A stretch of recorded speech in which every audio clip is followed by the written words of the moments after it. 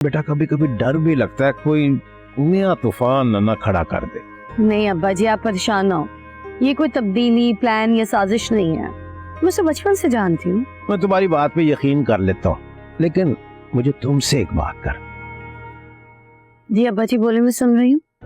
बेटा मेरा एक दोस्त है इस्लामाबाद में, मेरा कुलीग भी है, उसका बेटा है, वो बिजनेस करता है इस्लामाबाद में। मैं सोच रहा था कि उससे वशमा के रिश्ते की बात ना करूं।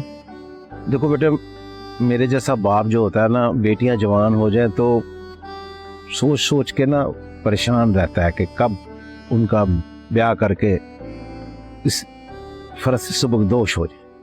जी अब्बा जी, मुझे भी ना आपसे इसी बारे में बात करनी थी। अच्छा बेटा, हाँ अगर तुम्हारी नजर में कोई अच्छा रिश्ता है तो उसके बारे में भी सोच सकते हैं। नहीं, मैंने तो कोई रिश्ता नहीं देखा उसके लिए।